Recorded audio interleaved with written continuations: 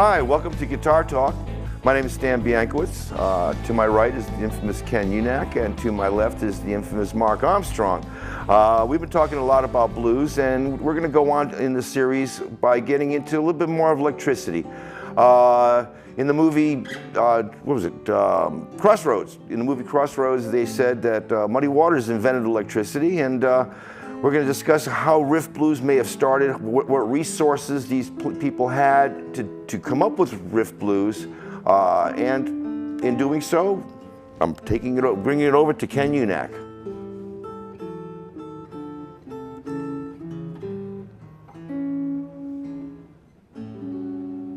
Ooh, nice guys. Okay. All right, today we're going to talk about, as Stan said, riff blues. And we probably should start with talking about what a riff is for a minute, but who started using riffs also first. I actually have to go back several hundred years if you want to talk about riffs. So let's get there by talking about Muddy Waters first. And Muddy eventually left the Delta, and he got on a train in Clarksdale, Mississippi, and ended up in Chicago. And he brought his acoustic guitar with him. He started to play at house rent parties, things like that. And I believe he was staying with his sister, I think. And she told him, "Nobody wants to hear your blues, Muddy. Nobody wants to hear that style you're playing." You know. Well, they want progression. They just like the young kids today. They want something else. And she said, "That's not happening here." Now, what was happening there was the electric guitar had pretty much come on the scene, and there was a street called Maxwell Street, which was essentially a giant flea market. But all the blues players would go there. It stretched for like about a mile. Right, and Snooky Pryor, the blues harp player, said you could buy anything that existed in the world. There was some of it on Maxwell Street. But the blues guys would go there and play. There's some nice film of this, what went on Maxwell Street. But they were playing in little bands. You know, it wasn't like Clarksdale with a guy with an acoustic guitar. Right. They had drums set up, amplifiers running the chords back into the stores. And Muddy played there not too often from what I've read, but a few times. But that's where the sound was happening. You know, that's where you're getting that new sound, the two guitars, two electric guitars, drums, the blues harp. Harp, yeah. You know? So Muddy basically went electric, but he kept the Delta style, and he liked the sound that you get with the open strings. Right. So he'd capo a lot. A lot of his stuff he uses a capo, and his rhythm guitar player used a capo. Bob Margolin talks about that, and he wrote a book called Chicago Rhythm Guitar. And it's basically all about Muddy and Howlin' Wolf and the riffs that they played their blues. Sure. But a lot of this blues became based on what we call riffs, you know, which is like a repeated bass figure usually. It doesn't have to be, but you know, there's riffs, there's licks, there's runs. What's the difference between them all? But the riff generally was a short figure played in the bass, and it was played over and over. It might be 1 bar long, it might be 2 bars long. And it has its origins all the way back in the Baroque period. It was called ostinato bass. Right. And they essentially would play a bass line that repeated maybe every 2 bars for say 16 bars with a series of chord changes over the top of it. And every time it was repeated, the bass line would stay there.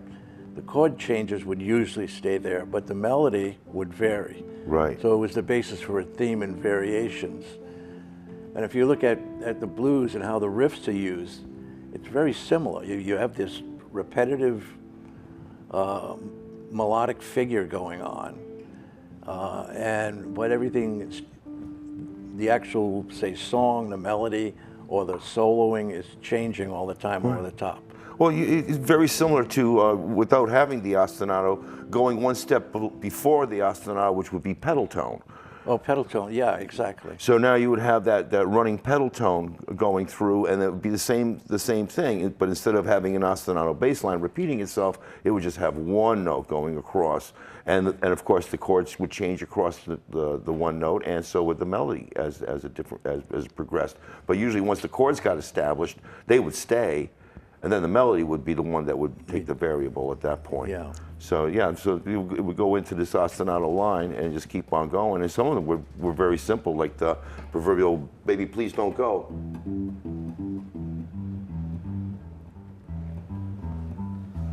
Yeah, all the whole monotonic whole scene is based almost like that. That's just an On a pedal ostinato thing tone. anyway. Yeah. Really. Yeah. So it's like an It is. extension of that thinking, actually. So these guys are really tapping into forms that are already there. Right. Yeah. You know. Well, this is the music that was being heard, because this Yeah. was the music that was being played by professionals at the time. You know, we still weren't professionals yet. The recording industry was very early. Edison had just invented the dang tube, and Tesla still hadn't had the rights to his radio, and didn't get that till after, what, 2000? The year 2000, finally got his rights to the radio. They always gave Marconi, was it? It's Marconi, right? The trick. So this is the music that they would hear. They would, you know, they would be around symphony halls, and they can't not hear it, kind of a thing. So, sorry, I didn't mean to interject. That's all right. So actually, can I play on Muddy's tune? But Muddy why don't tune? you give us a demonstration? All right. So this is a Muddy's blues from that period. You know.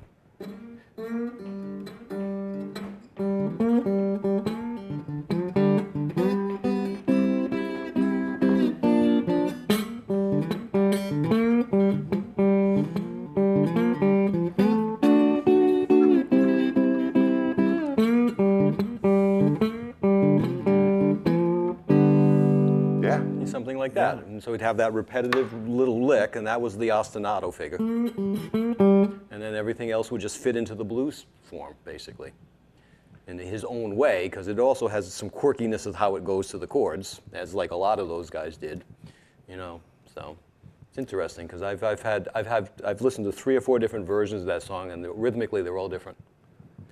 Yeah. Everyone has done it differently. Yeah. Yeah. It's like Yeah. Bob Dylan does it differently. Then Clapton did it differently. Muddy Waters does it. They all have a different rhythmic feel to it, and it's similar, but it's like quirkiness around the edges. Yeah. Yeah. Sure. I was thinking about just what you said. I was thinking about it yesterday, because I was playing something, and I said, I wonder why I don't sound, you know, it's a different feel. And then I realized that, you know, everyone I listen to, you can listen to the same song done by 5 different guys, even contemporary people, and the feel is different on each one. Yeah. And that's because you are you. Yes. And you're going to get in there in the groove, but it's never going to be identical. Well, that's one of the arguments I used to have with my students when I was a teacher, is learning to read. They would constantly go, well, you're doing the same song. I go, but no. It's written to be the same, but the person doing it is not the same. Right. I don't. It's hard to explain that, but you can listen to Bourrée in E minor by 16 different guys, and each one is going to be, even though they're playing the same silly notes, it's not going to feel the same. It's not going to attach itself. It'll attach itself a little differently, a different variable to you. You recognize the tune, but it's not the same feeling you had with listening to this person do it. Of course, in classical music, this is not as extremist as listening to Robert Johnson's Crossroads versus Eric Clapton in Cream's Crossroads, but that initial element still exists, and all they really did was basically speed it up and electrify what Robert Johnson didn't do. Yeah. Oh yes. And Robert Johnson, if I can interject something that's a little off of riffs, but he gets the credit for like using all these diminished chords and whatnot. And we just did Lonnie Johnson 10 years earlier. Right. And it was full of diminished chords. you know, and not to take away from Robert there. Right. But he gets all the accolades, but he built on everybody that came before him. Well, it's So, true in which almost is everything. The every- first one who does everything and is documented at it gets the most accolades. So Louis Armstrong gets the best, you know, the best early jazz player, and yet supposedly there was another trumpet player who was better than him, who didn't feel like recording, Royal something or the other. No, there was Bix Biederke who was No, this was a different one, but anyway. But Bix yeah, I know. Bix died of the DTs. Yeah. But he's limited in recording because the recording industry wasn't that prominent. Well, no, this guy was 1915. This was going to be the first guy recorded, because Louis Armstrong was the first recorded. That was the big deal with him. Well, that's the problem Yeah. with Bix is there's nothing around on him. Right. kind So, of a thing. but the thing is that's what cements their notoriety is the fact that they were first. Yeah. So yeah, who knew how many other great players there were around at that time? Right. Yeah. But then again, the thing with Dixieland jazz bands was the fact that they were improvising almost against each other, kind of a thing, as opposed to going by the written word. So improvisation was already in the beginnings when I think improvisation actually started right after the Civil War when the North gave away all their military instruments to the blacks in the South, and from there they went into these bands and the banjos and everything else, and I think that was one of the beginnings of the progression of actually the blues, because they started playing what they heard, not what everybody else was hearing. Yep. Another bad interjection. I'm sorry. No, so riffs. Now, my interest in riffs stems from the acoustic playing, and when you get up to Chicago, I can't quite let go, you know. But so it really needs to do the stuff on an electric, but some things can work out on acoustic pretty well, like, and that's a typical Chicago style riff.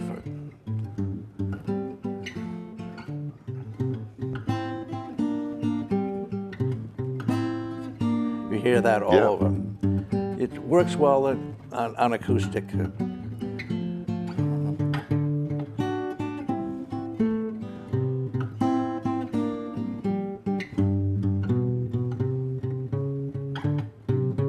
And there's a lot of, what that really is many of these riffs start out with an octave. Yep. You know, or a fifth. And if they start with the octave, they usually come down. Like, they start with the fifth, and they go up. And that, they base most of these riffs are based on that these little boxes here. Right. Now, one thing you're doing with that riff is you're following the chords. I'm following the chords. Right, with so that when the chord changes, you're actually physically changing where you play it. Right. And basically you could do it by shapes. So you can do it by this and just play the exact same finger moves here and that. Or like I think you did it, you probably did it down here using a different chord shape. Right? But there's another kind of riff blues you can have too, where you play the same riff over and over again, and you keep going to different chords instead of following the chords. And we could even use your riff there, right?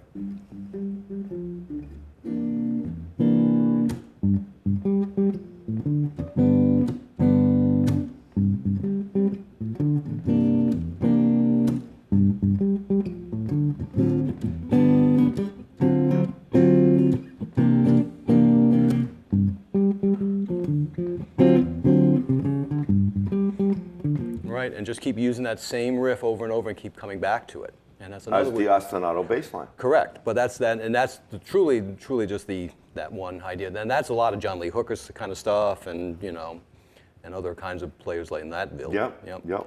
And that actually became rock and roll. I mean. Yeah, you start to see this whole progression. And some of the things you were playing early before the show were all like rock blues. Right. It went into, which is a whole different feel. Right. And then you have to also realize that along with electricity came tempo. Blues is slow. Oh, yes.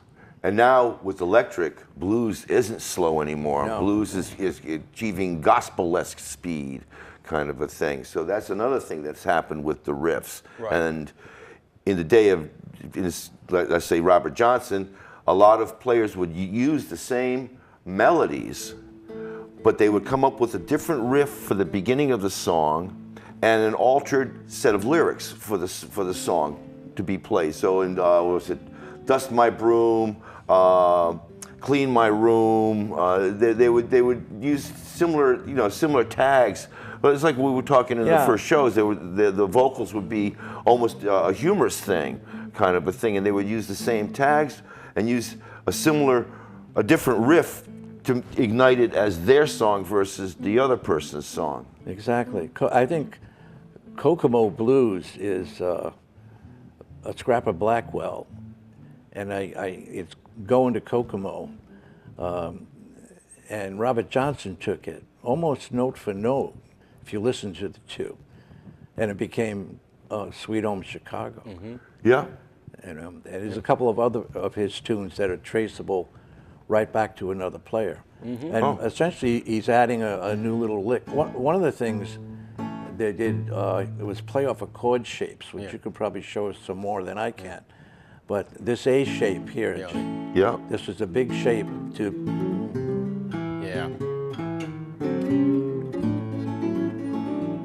Yeah, because you could cheat the chord with one finger. And then it did go up. So they're just using one finger, really, and these fingers will play some kind of little melody there, a little riff, if you will, around it. But as you're changing bass lines, you're like when you change the chord and you change the bass line to accompany the chord, the notes that you're playing in the new chord are the same in sequence as the original chord. So now if you call the new chord 1, it'll still be a 1, 3, 5, 1, 5, flat 7, 1 type Exactly. You have to think of the new chord always as being 1. Right. Yeah. Which also brings us to something I wanted to say about Lonnie's playing. And you reminded me of it when you said, think of the new chord as 1. We said Lonnie, just to jump back quickly, played a lot of thirds like this. And he did all kinds of things with them. If you're going to use all that, you have to have a way of knowing what thirds to use. Oh, sure. You know, so what do you do? We did that. This would be on an E chord. Let's see.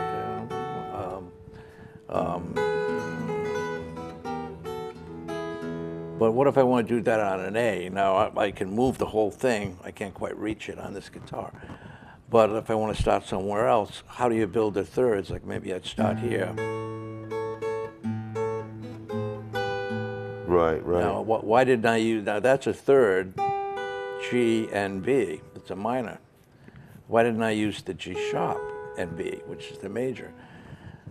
So to know which would be in the key of A, to know what third to use, you think of the 1 chord as being a 5 chord. In other words, you use a Mixolydian mode to build the thirds. Now that's one way to do it. So if I'm thinking of an A, I'm going to play and I'm going to play thirds over it. I build the thirds actually from the key of D. Because why? Because it's got a flat 7. Oh, so you're going to the 4 chord. 5 chord. No. 5 chord. A. You're thinking of A as the 5 chord D, key of D. Yeah. Oh, okay, all right. So you're using Mixolydian scale. Right. But if you don't want to, if that's too No, complicated. I know. I get it now. Okay. Well, the other way to think of it is just think of it as a 1 chord. Yeah. Any dominant 7 chord has 1. But with the scale that goes with it, has a flat 7. So in other words, I just think of the A scale. Yeah. But every time I come to a G, I make it flat. And then you'll get the right set of thirds that go over the dominant 7th chords. Yes, which is like playing diatonic harp. That's why you don't play. Exactly. If you're in the key of A and you want to play blues, you don't use a key of A harp. No, you use a D harp. D harp, that's right. So yeah, it's the same kind of thinking. You were going to say something. Well, I was just something I figured out many years ago, which is how to use this scale pad, this chord, right? Because this one I discovered and I realized this is such a beautiful chord. You can do so much with this. And so what I started to realize is you can take the major pentatonic and superimpose it. Also, you can take the minor pentatonic that's also there and play them together. And all those can be notes to choose from.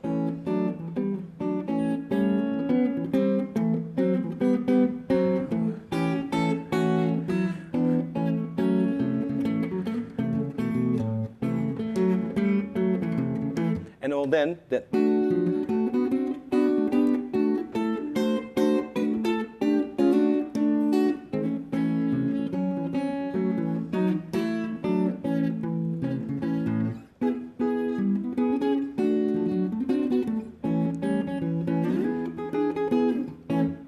And you can have a lot of fun with that, and you got a lot of notes, and they all sound good because they're all from the respective scales. But you got a lot of chromatic. You got the nice half step thing. All that. Well, this is also what you're talking about is when country stopped being country and became the Eagles, and using those variables so they can not only still stay in that that diatonic major pentatonic, but they also have a little bit of room to make it sound a little bluesier pentatonic. And that's, if you watch YouTube, that's pretty much the hybrid scale that all the country guys have now been plugging on YouTube, is the ones where it's a combination between the major pentatonic and the minor pentatonic to achieve a little bit of both and a little bit of whatever you want when you want it. So if you want to get just a little bit bluesy, because remember, the bluesiness is a natural thing in major as far as the 5 chord is concerned. So that flat 7 already exists in the music. The blues takes it a little further. So now these guys can just go a little further like the blues players did. Mm-hmm. Mm-hmm. Yeah, and it does give it a completely different flavor. Yeah. You know, I mean, you all of a sudden jumped out of Chicago into Tulsa or something. Right. Tulsa time. Yeah, yeah. You know, so. Right. Yeah, I mean, you would do like something more like that would be more rooted in the Chicago. It was what I was trying to do last week. I'll see if I can do it.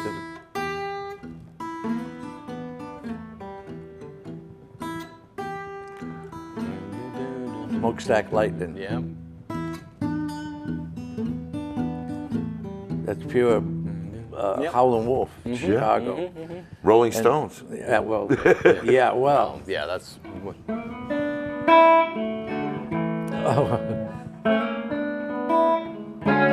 I know the one you, Yeah, this will be the last time. last time, yeah.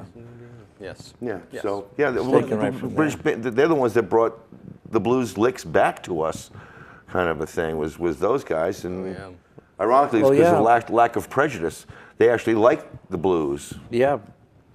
Well, they liked it so much that one of the TV shows, and I forgot the name of these, they were on like every Saturday, and it was the Stones were on the show. It's Well, American Bandstand. Yeah. That was one of them. Well, they refused to go on unless they put Howlin' Wolf on. Oh wow. And there's some nice, there's some nice video of that appearance, and Wolf is incredible. He's sweating, he's jumping all around, he's playing riffs. Well, his band is playing riffs. Yeah. And he's singing incredibly, and the Stones are sitting there, you know, around him. And but he got on there because they said, we're not going on unless you bring on Howlin' Wolf, and that's how we got introduced to a wider audience. Well, the Rolling Stones were actually promoters of not only the black blues artists here in the States, but even of their own contemporaries. They used to have a TV show, I think it was like Rolling Stone Circus or something, where I caught it on PBS as obviously a rerun.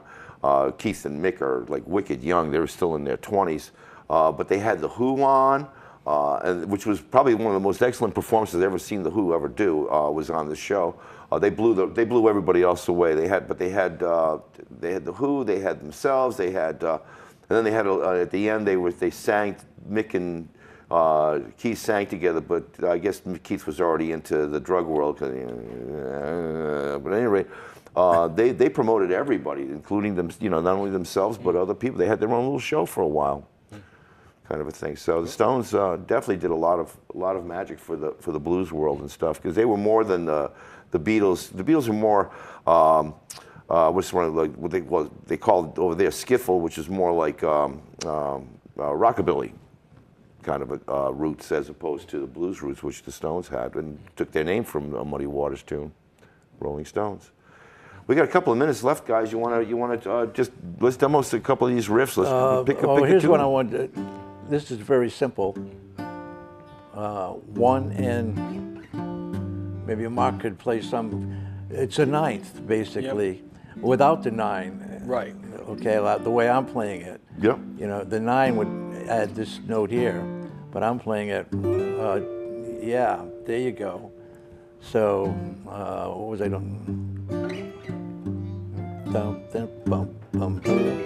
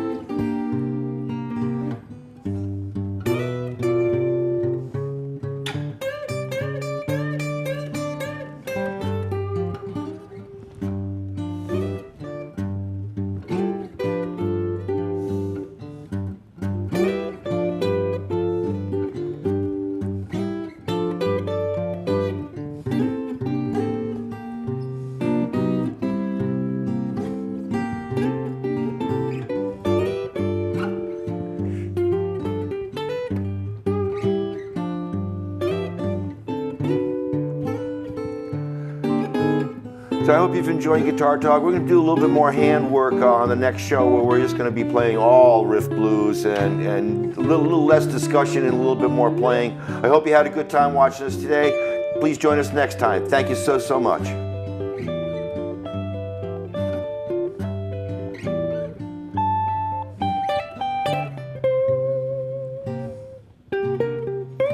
Are we over?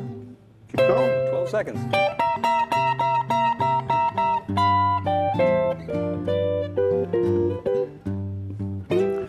You're never done. The blues just keeps Never going done.